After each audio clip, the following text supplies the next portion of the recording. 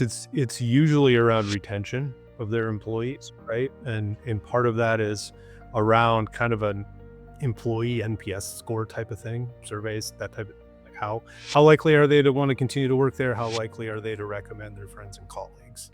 Welcome to the Growth Xperts Podcast. I'm your host, Derek Colin. Today, I have a special guest. His name is Greg Waechter. He is the founder and CEO of Super Simple HR. How you doing, Greg? Good to see you, Derek. Thanks for having me on today. Oh, it's my pleasure. Thank you for joining us on the Growth Xperts Podcast. So, Greg, can you share a bit about your role and how it fits into the bigger picture over at Super Simple HR?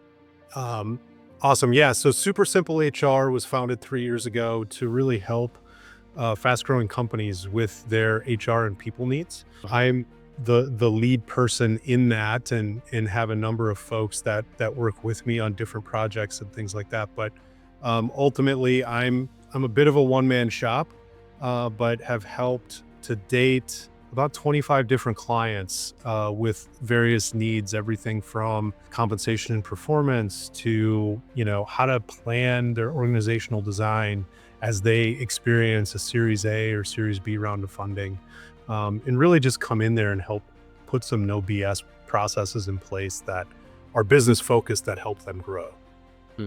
Awesome. And well, that in terms of that process, Series A is, I think you mentioned Series B.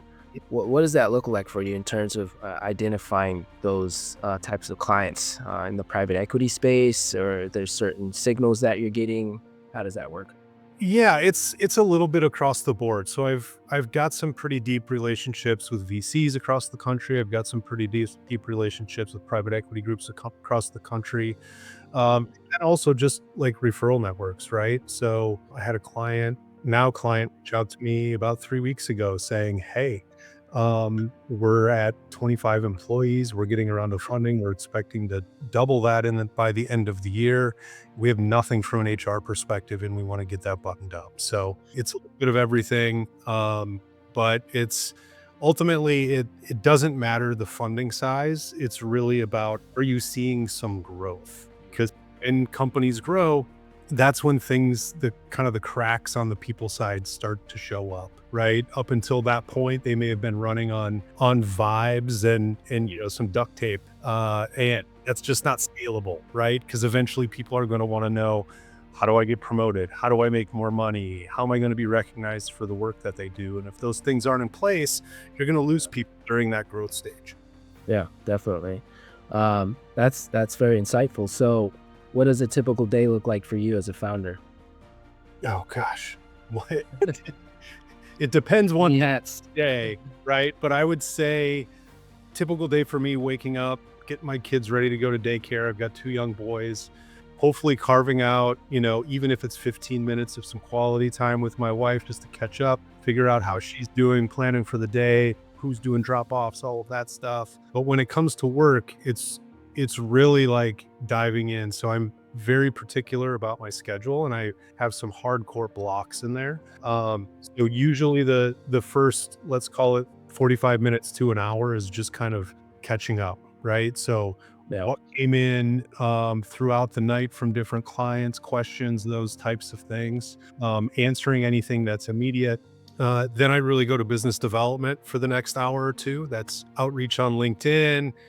I'll have calls scheduled, multiple times a day to just kind of understand how I might be able to help clients. And then usually the last half of the day is delivery. So what am I delivering for a specific client on that day, or what's coming up that needs to be moved forward? Then at the end of the day, it's kind of wrapping up any follow-up emails that need to be done, any deliverables that need to be sent. By that time, my kids are home for daycare, so we're going through dinner and all of those types of things, get them off to bed. And then when I get them off to bed, then it's really me working on my business. So are there any new offerings that I want to be able to put out into the world? Do I need to button up any of my, business development outreach, like those types of things? Oh, good. So it sounds like time management is a major part of not only your personal life, but in business as well. So that's good.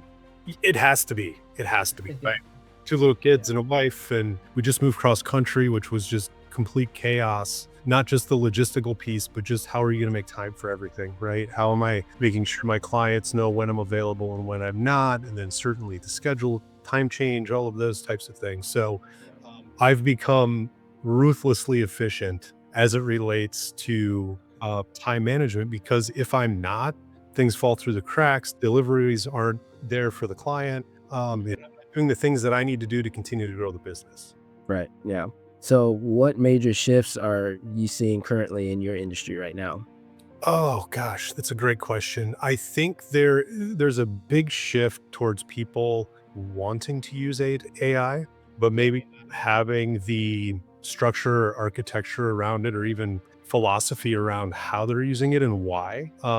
In my experience with the clients that I have, a lot of clients are just simply using it as like a Google, right? How do I do this? How that? Where really there's an opportunity to automate a lot of the more mundane tasks or repeatable tasks. And in the some of the clients that I work with, which maybe aren't as tech forward, a little more traditional in terms of what they do from just their industry or whatever, they don't have the level of expertise necessarily needed to get to that point of automation and really getting things working right. But they're trying. They know they need to, but the roadmap isn't necessarily there for them.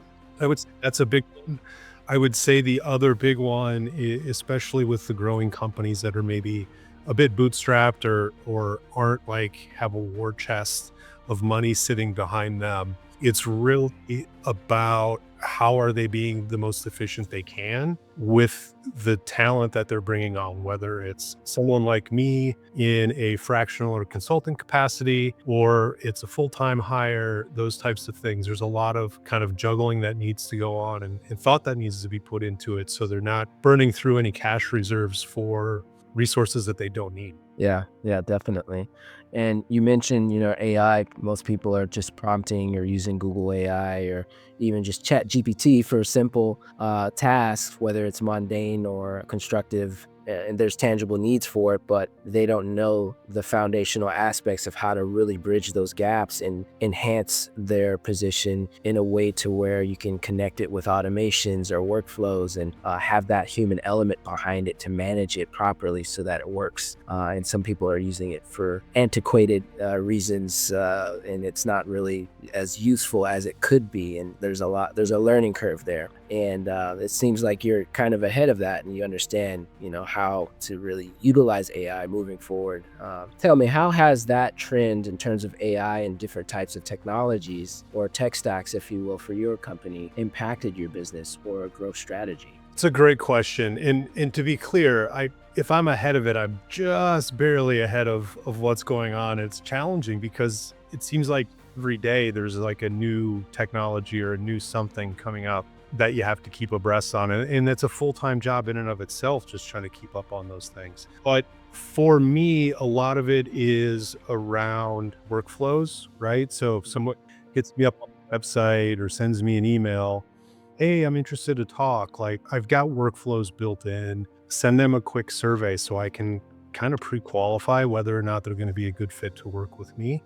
And then really kind of dig in a bit on all of those types of things. And then once they finish the survey, it sends out a quick little video of, hey, this is who I am, this is how I work, and give them another opportunity to kind of either validate, hey, I want to work with Greg, or, oh, I don't know if maybe this is the right fit for me. Because again, as we mentioned at the top of the call, trying to be as ruthlessly efficient as I can with my time. I don't need to be blowing hours a week out the door on calls that aren't going to lead to any sort of business. Yeah, definitely. So what's working well for you right now and what's been frustrating? Business development, it's Oh, yeah. I mean, I think it's always business development, right? Like I'm an HR by trade, which doesn't necessarily lend itself to a ton of sales, but it's one of those things where you kind of have to run towards the fear and just do it, and then you just get the reps and get the reps and get the reps. And so it doesn't become so scary anymore. I would say the other part too, on the business development piece, it's gotten to a point where it's like, I care. I want to help as many companies as I can. I don't have unlimited bandwidth. So I'm in a luxury position now where I can be a little choosy of who I want to work with and why. But I would say business development tends to always kind of be that thing. It's always kind of sitting back there, right? Because my clients are all going to go away at some point, and I've got to continue to have new folks coming in. Yeah. And, aside from, the VCs that you work with and private equity, what type of clients or industry are they in, and what type of placements are you filling or fulfilling for those clients? Is it IT, engineering, AI engineers, which is trending right now? What does that look like? Yeah, it's really across the board. So I've worked with manufacturers, I've worked with biotech companies, I've worked with payments companies, I've worked with nutrition supplement companies, right? I've even worked with recruiting companies to help them get their HR stuff set up. So uh, That's great. yeah, it's kind of the beauty of HR people is the skills transfer industries pretty well. It's just being able to dive in and understanding the nuances of those specific industries so you can tailor any programs or things like that towards that business. So I'm a bit all over the place, but really what I'm delivering is essentially the people engine, right? Oh, it is, do you have all the policies and procedures in place to make sure, one, you're compliant and you're not going to get out of existence? But beyond that, like I always believe that employees in any company are really looking for three things. They want to be recognized for the work that they do. They want to know how they can continue to grow and develop. So kind of what's that next level? How can I continue to grow my career? And then they want to be paid appropriately for it, right? I think if you can knock those three things out, you're ahead of the curve, probably ahead of 60 or 70% of the companies out there that don't have any of those things. And so how do you do that? Well, you look at your recognition systems, you look at your compensation philosophy, and you look at kind of your career lag. How are people able to move up and what does that look like? Is it straight up or is it more of a lattice structure? So every company is going to be a little bit different, but those are typically the things that I'm working on with my clients. That's good. Which metrics are you most focused on improving? Yeah, so I think for clients, it's usually around retention of their employees, right? And part of that is around kind of an employee NPS score type of thing, surveys, that type. How likely are they to want to continue to work there? How likely are they to recommend their friends and colleagues? For me personally, I mean, I'm a consultant, man. Like revenue's top of everything, right? Like how do I continue to get revenue? How do I find ways to replicate myself? How do I find ways to generate revenue while I sleep, right? So I'm looking at putting out some courses and materials for maybe folks earlier in the career in HR or somebody who just got thrown into HR because they're good with people at a startup and they don't really know what they're doing. Spend a little money with me and you're going to be on the road to success well beyond anything you're going to find on Google or now ChatGPT, those types of things. Yeah, super simple HR. Exactly. Yeah, awesome, awesome. So what would you want people to know who would hire you? What would you want someone to know who would hire you for your services? What's your unique value proposition in regards to super simple HR? Great question. So I think there's a couple of things. One, you can ask any of my friends or family. They're still surprised that I work in HR after 20 years and have been successful, only because I don't fit your typical kind of HR stereotype, right? I'm not Toby Flinders from The Office. So what I would say is I don't do HR for HR's sake. I practice this to help businesses grow. So I'm not going to come into a client organization and say, oh, like you need to do this and this and this, and we need to make sure every special snowflake that works for you is happy. No, you're in a business. I'm making sure you don't get sued and I'm making sure you keep the people that you want to keep. And so it is not about, what I do is not about warm and fluffy. What I do is about continuing to grow the business by having systems in place to keep the people that you want to keep motivated and continuing an opportunity to grow. So there's no corporate poetry as I call it involved with me. Like I'm a straight shooter. I give it to you whether you like it or not, sometimes on the feedback side of what's working and what's not. And that's just the work style. But beyond that, I've been through 3 IPOs and 4 exits. Companies grow from 50 employees to 800 in 18 months. So I have an ability to kind of see around corners because I know what works and what doesn't as companies continue to scale. And I think that's the big thing when we look at why I named the company Super Simple HR is because if you focus on the right foundational pieces, it doesn't matter if you're 20 people or 200 people, they scale with you. And it's about really getting some of these things in place as early as you can. So you have the muscle memory and the institutional kind of knowledge that continues to grow, your business continues to grow. Yeah. So you mentioned scaling the business, exiting 3 IPOs, I believe you said. And so in terms of scalability, how has speed helped your business? Because I know speed can be a founder's greatest enemy when it comes to, market competition, etc. How are you able to scale at speed? Do you take massive action? Are you a risk taker? Big time risk taker. As far as speed as my clients go, yeah, it's how quickly can we work? Because as fast as you can get these processes and systems in place, get them moving a little bit and getting the employees and the managers and the leaders involved with it, faster it gets accepted into the, kind of the system and it starts, right? And that's where it comes back. Is it simple to implement, simple to use, simple to understand? Because it is, you win, right? And so I build the most complex, elaborate compensation systems on that you can think of. But is it going to be helpful? Like, do people understand it? Right? That's where part of the speed is really about keeping things simple. Yeah, definitely. So that things can move along smoothly and faster, with efficiency, obviously. And then, so in regards to, the HR services that you provide for your clients, this can be vague. You have a certain number of clients. Is there a certain number of employees that are under your belt in terms of the clients? It depends is kind of the cop-out answer, but a lot of it depends on what level of engagement we're doing, right? If it's more of a guided engagement, which is I provide all of the resources and guide somebody at the client site on how to navigate it, then it's just Consultancy. yeah, then it's just me. If it's hands on the keyboard, you need a full stack kind of HR, employee relations, and recruiting. Then I pull in additional resources depending on the volume, right? So if you think about it, if a company's 50 employees, the day-to-day questions that are going to have is going to be pretty minimal. If it's 200, you're going to now 3x that. So I may need to bring somebody in just to kind of the day-to-day and the administrative piece, and then if they're recruiting and hiring too, then I may bring in 1 or 2 recruiters to that.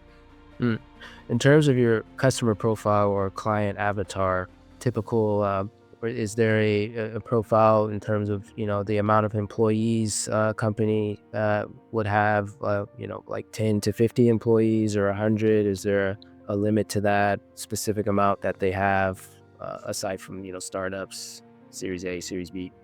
Yeah, I would say my bread and butter is about 25 to 250 employees. And granted, that's a big range, but if you're bringing me in at 25, you're probably right on target in terms of getting all of the infrastructure built. 50, still fine. If you don't have an HR person or haven't had any kind of access to someone like me until you're 100 people, we're going to be playing some catch up. But it's doable, right? So again, it all kind of depends, but I would say 50 to 250 is really kind of my bread and butter. Awesome. So where do you want Super Simple HR to be in 6-12 months from now? Oh gosh, that's a great question. 12 months from now, just continuing to grow, right? Getting as much automation as I can behind the scenes to take me out of the administrative stuff, being able to, with the help of AI, essentially replicate myself, right? So, or resources, training opportunities, those types of things where, somebody can just sign up for a monthly fee and get me on demand in a sense. Yeah. And then, I'd like to be, hands-on keyboards with clients, 2 or 3 clients at a time. And then the rest is kind of essentially making money while I sleep. Yeah, definitely. And it's doable in this day and age for sure. So you mentioned the goal is to kind of replicate yourself for the business and grow at scale through, certain automations so that you as the human behind that machine or AI can speak with 2 or 3 clients at a time and kind of be hands-on with them and kind of guide them through. And the rest is a simple process for super simple HR. I really love that the name of the company. It's really good. I'm surprised you got that. That's a good .com right there. uh, but yeah, if you had a magic wand, Greg, to fix just one thing in your business that's holding you back or slowing you down, what would that one thing? I would say right now I'm in what one of my mentors calls delivery hell, right? So I am very much hands-on keyboards across 4 or 5 different clients, which is kind of pulling me away from being able to continue to do the business development and continue to like work on my business behind the scenes. So if I had a magic wand, I would skip forward those 12 months and talk and be at the place where we just talked about, right? Yeah. But I'm not quite there. So speed. Speed. Yes, exactly. And I think it's more of also, fine tuning some of my offerings rather than being an everything of HR for everyone. Like get real clear on this is what I do. And if you want the hands-on keyboards, it's going to be more of a premium experience than say, hey, I'm on call. You get me for as many calls as you need, but I'm not going to necessarily be producing these things for you. Right. Yeah. Unless you need to outsource or bring someone in and duplicate yourself, someone who from an administrative level who can assist you. Yeah. Or a VA like that. Yeah.